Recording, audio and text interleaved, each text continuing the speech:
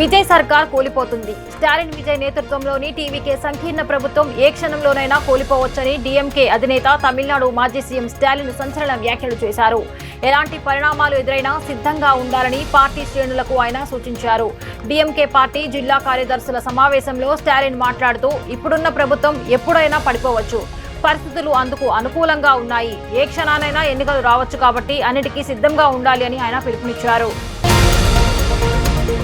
పెళ్లి పేరుతో తనను సీఐ మోసం చేశాడంటూ యువతి పోలీసులను ఆశ్రయించింది. 2023లో తన భర్త ఇబ్బందులకు గురి చేస్తున్నాడని ఫిర్యాదు చేసేందుకు వెళ్లిన తనను ఖమ్మం సెంట్రల్ క్రైమ్ సీఐ రాజు నాయక్ న్యాయం చేస్తానని లొంగ తీసుకున్నాడని, పెళ్లి చేసుకుంటానని నమ్మించి మోసం చేశాడని ఆ యువతి ఫిర్యాదు చేసింది.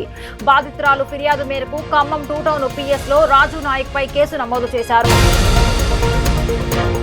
కేంద్ర మంత్రి బండి సంజయ్ తన పదవికి రాజీనామా చేయాలని హుస్నాబాద్ లో బీఆర్ఎస్ నాయకులు ధర్నా నిర్వహించారు. పోక్సో కేసులో ముద్దాయి అయిన తన కుమారుడు బండి భగీరథ్ ను బండి సంజయ్ తన మంత్రి పదవిని అడ్డం పెట్టుకుని కాపాడాలని చూస్తున్నారని నాయకులు ఆరోపించారు. బండి సంజయ్ చట్టాన్ని గౌరవిస్తూ తక్షణమే తన కేంద్ర మంత్రి పదవికి రాజీనామా చేయాలని వారు డిమాండ్ చేశారు.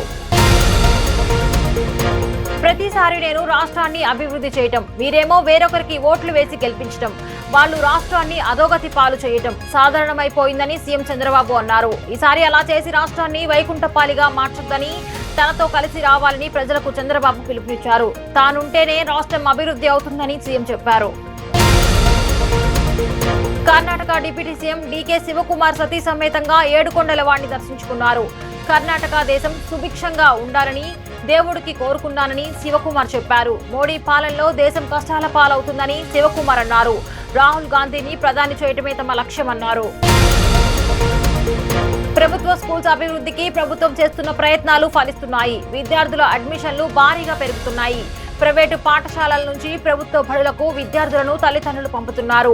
4 రోజుల్లోనే 14,800 విద్యార్థులు చేరారు. ఫలిస్తున్న కూటమి ప్రభుత్వం చర్యలు. 10లో ప్రభుత్వ విద్యార్థుల ఉత్తీర్ణత పెరగగా మెగా డిఎస్సీలు, పలు సంస్కరణలతో కొత్త అడ్మిషన్లు 10% పైగా పెరిగాయి. తాడేపల్లిగూడెంలో తన కాన్వాయ్ను పక్కన పెట్టి ఎలక్ట్రికల్ బైక్ పై కేంద్ర మంత్రి భూపతిరాజు శ్రీనివాస్ వర్మ ప్రయాణించారు.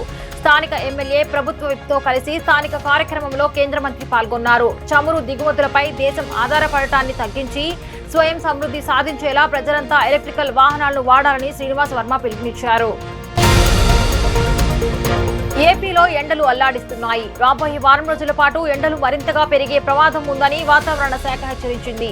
ఉదయం 10 గంటల నుంచే నిప్పుల కొలివిలా వాతావరణం మారిపోతుంది. ప్రకాశం, పల్నాడు, బాపట్ల జిల్లాలకు ఆరెంజ్ అలర్ట్ ను వాతావరణ శాఖ జారీ చేసింది. 45 డిగ్రీల ఉష్ణోగ్రత నమోదయ్యే అవకాశం ఉందని కోస్తా జిల్లాలకు ఎల్లో అలర్ట్ జారీ చేసింది. ప్రజలు అప్రమత్తంగా ఉండాలని వాతావరణ శాఖ సూచించింది. చెన్నై ఆటగాడు సంజు శాంసన్ తో గ్రౌండ్ లో గొడవపడిన విషయం క్లాసెన్ ను బీసీసీఐ మందలించే అవకాశాలున్నాయని క్రీడా వర్గాలు చెబుతున్నాయి. సోమవారం రాత్రి చెన్నైలో జరిగిన సీఎస్కే ఎస్ఆర్హెచ్ మ్యాచ్ లో వీరిద్దరికీ వాగ్వాదం జరిగిన విషయం తెలిసిందే. మరొక పక్క క్లాసెన్ ను సీఎస్కే ఫ్యాన్స్ సోషల్ మీడియాలో ఒక ఆట ఆడుకుంటున్నారు. ఇండియా ప్లేయర్లను గ్రౌండ్ లో ఒక్క మాట అన్నా సహించేది లేదని పోస్టు పెడుతున్నారు. మా నాన్న మోహన్ బాబు దగ్గరకు వెళ్లేటప్పుడు జాగ్రత్త, మైక్ తీసుకొని వెళ్ళకండి, హెల్మెట్ కూడా పెట్టుకుంటే ఇంకా మంచిదని హీరో మంచు మనోజ్ అన్నారు. మీ నాన్నతో మీకున్న ఇష్యూ ముగిసిపోయినట్లేనా అని విలేకరులు మనోజ్ ను అడగ్గా దానికి సమాధానం చెప్పాల్సింది మా నాన్నే, ఆయన్ను అడగండి కానీ జాగ్రత్త అని చెప్పారు.